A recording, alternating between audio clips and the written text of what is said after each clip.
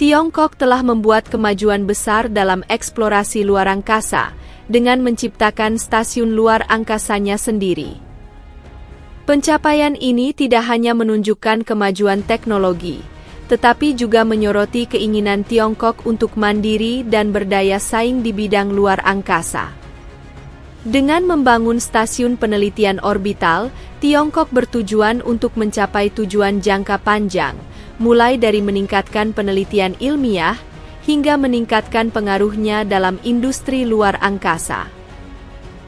Pembangunan stasiun luar angkasa ini merupakan perubahan besar dalam strategi luar angkasa Tiongkok, membuka jalan bagi kolaborasi internasional, dan mempromosikan penelitian yang menguntungkan sains dan teknologi. Bayangkan sebuah bangunan besar yang mengambang di luar angkasa, yang melambangkan kekuatan Tiongkok yang terus tumbuh. Namun, stasiun luar angkasa ini bukan hanya untuk eksplorasi. Stasiun ini memiliki kemampuan canggih dan agenda tersembunyi, sehingga menjadi perhatian negara lain. Apa yang membuat stasiun luar angkasa baru ini begitu unik, dan mengapa stasiun ini menarik perhatian dunia? Mari kita bahas lebih lanjut. Namun sebelum kita membahasnya, ingatlah untuk menyukai, berlangganan, dan mengaktifkan notifikasi, agar tetap mendapatkan video terbaru kami. Sekarang, mari kita mulai topik hari ini.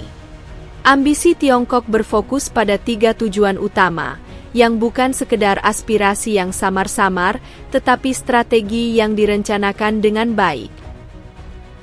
Sasaran pertama adalah meningkatkan kapasitas angkat berat roketnya.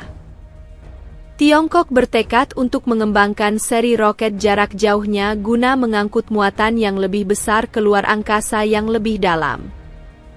Komponen utama inisiatif ini adalah roket jarak jauh yang ditenagai oleh mesin YF-100 yang tangguh.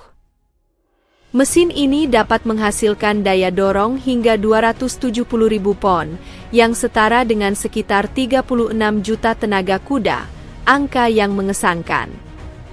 Sementara itu, para insinyur Tiongkok sedang mengerjakan Long March 9, roket angkat berat generasi berikutnya, yang dilengkapi mesin yang lebih bertenaga. Prototip CZ-9 menonjol dengan 4 pendorong berbahan bakar cair, dan memiliki kapasitas muatan hingga 140 ton. Pikirkan tentang penghematan jika peluncuran dapat dikurangi dari 3 menjadi 2 untuk muatan yang sama, dan menciptakan roket yang dapat digunakan kembali, yang membuat upaya luar angkasa Tiongkok lebih berkelanjutan dan hemat biaya. SpaceX telah berhasil dengan pendekatan ini, dan Tiongkok kemungkinan akan mengikutinya. Namun, peluncuran roket hanyalah satu bagian dari visi yang lebih besar. Fokus sebenarnya adalah pada sistem transformasi luar angkasa generasi berikutnya Tiongkok, yang bertujuan untuk mengubah luar angkasa menjadi pusat yang sibuk. Sistem ini akan mencakup infrastruktur penting seperti stasiun pengisian bahan bakar, depot kargo, dan pabrik untuk pekerjaan yang efisien oleh manusia dan robot di luar angkasa. Para insinyur tengah mengembangkan teknologi untuk wahana antariksa otonom, termasuk perakitan mandiri, perbaikan satelit di orbit, dan jaringan komunikasi antariksa dalam, yang menandai era baru dalam eksplorasi antariksa. Puncak dari program antariksa Tiongkok adalah Stasiun Antariksa Tiangong, yang mulai beroperasi pada akhir tahun 2022, setelah Badan Antariksa Tiongkok (CNSA) meluncurkan modul ke orbit. Tiangong berfungsi sebagai pusat penelitian ilmiah dan platform untuk ambisi antariksa masa depan Tiongkok, yang mengawali era baru eksplorasi. Stasiun Tiangong akan memfasilitasi berbagai proyek penelitian ilmiah, seperti halnya Stasiun Luar Angkasa Internasional (ISS). Namun, Tiangong memiliki rencana yang lebih besar untuk waktu dekat. Tiongkok bermaksud untuk menjelajahi bulan dan Mars, dengan maksud untuk membangun stasiun atau pangkalan luar angkasa tersebut. Fasilitas-fasilitas ini akan mendukung misi manusia jangka panjang di luar bumi, membuka pintu bagi petualangan ke planet-planet lain dan tata surya yang jauh. Ambisi Tiongkok bukan hanya untuk mengimbangi negara-negara lain di luar angkasa. Mereka bertujuan untuk melampaui para pemimpin saat ini dalam eksplorasi luar angkasa. Saat ini, Tiongkok juga sedang mengeksplorasi teknologi yang dapat digunakan kembali dan berinvestasi besar dalam industri antariksanya, termasuk misi ke bulan dan komunikasi antariksa, serta memelihara stasiun antariksa Tiangong. Sementara SpaceX bertujuan untuk meningkatkan kinerja.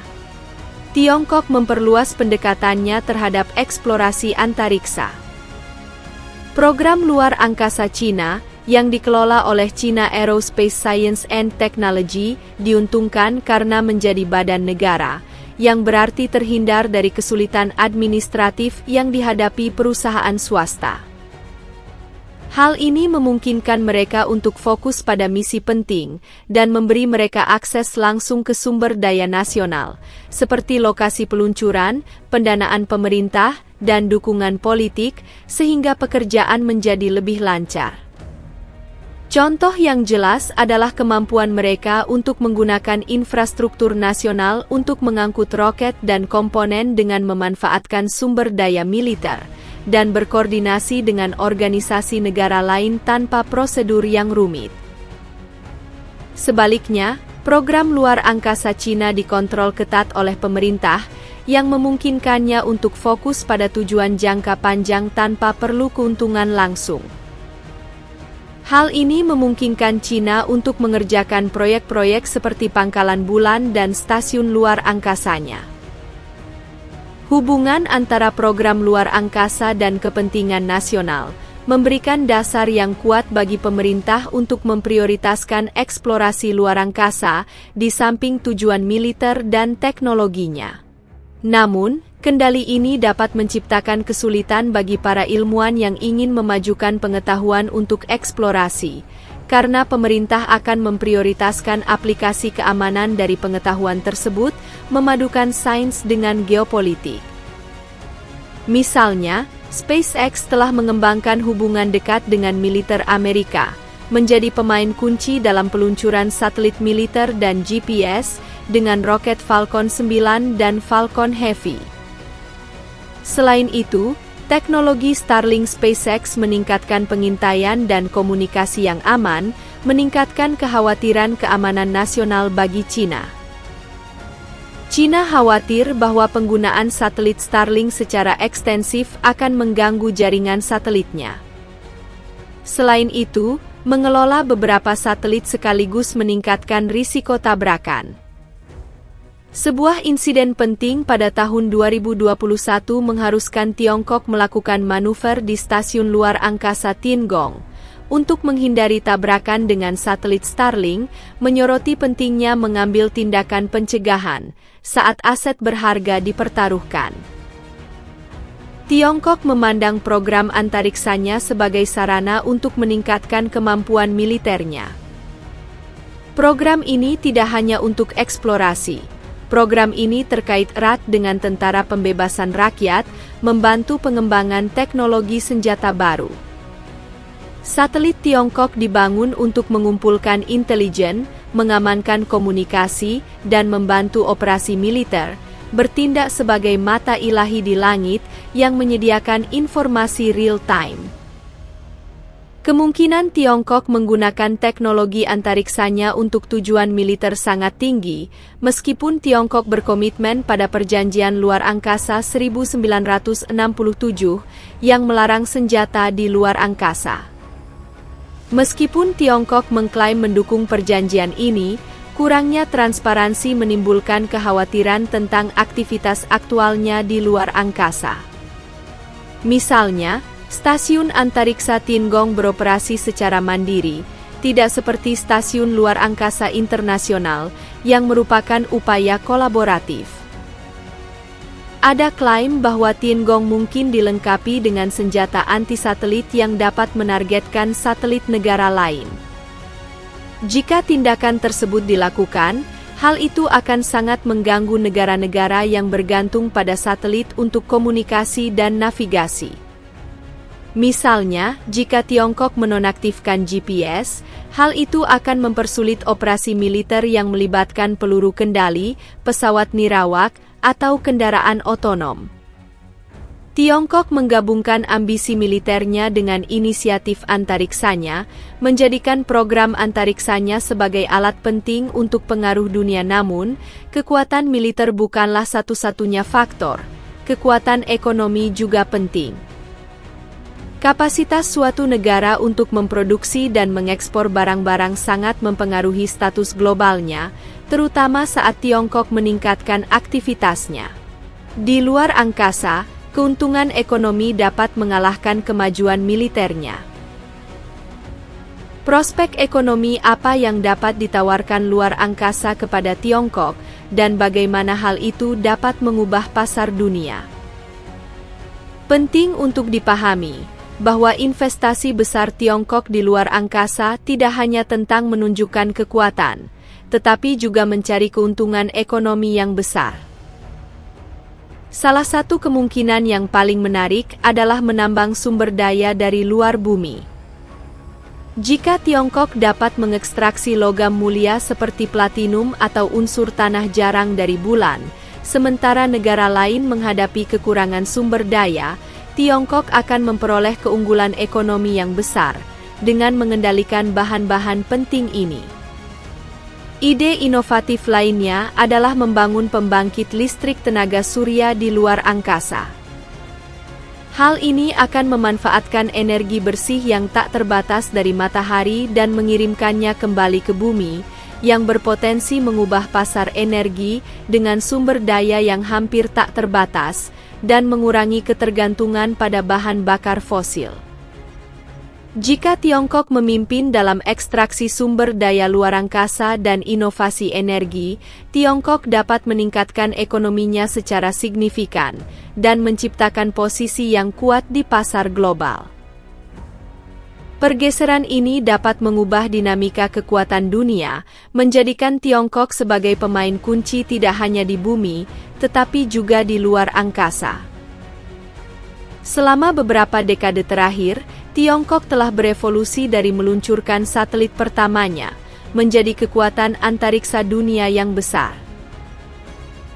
Perjalanan yang mengesankan ini dimulai di tengah pengaruh dunia, saat dunia terpikat oleh perlombaan antariksa antara Amerika Serikat dan Uni Soviet, dengan program antariksa Tiongkok yang awalnya dikembangkan secara rahasia dan didukung oleh Uni Soviet pada masa-masa awalnya.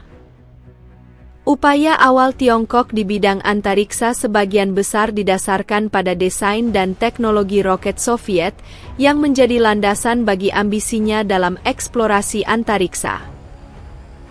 Pada tahun 2019, Tiongkok menjadi negara pertama yang mendaratkan wahana penjelajah di sisi terjauh bulan, dan negara ketiga yang membawa sampel bulan ke bumi, dengan misi Chang'e 6 pada tahun 2024, yang membawa sampel dari sisi terjauh bulan.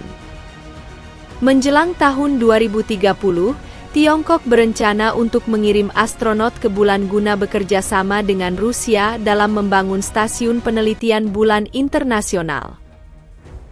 Dalam 10 hingga 15 tahun ke depan, mereka juga bermaksud untuk membawa sampel dari Mars dan memperluas upaya eksplorasi luar angkasa mereka. Kemajuan pesat Tiongkok di bidang luar angkasa bukan sekedar prestasi. Hal itu menandakan kesiapan mereka untuk memimpin dalam perlombaan luar angkasa yang sedang terjadi. Apa pendapat Anda tentang pencapaian luar biasa Tiongkok ini? Bagikan komentar Anda di bawah ini dan nantikan video kami berikutnya. Jika Anda merasa video ini informatif, harap ingat untuk menyukai, membagikan, dan berlangganan untuk mendapatkan video terbaru kami.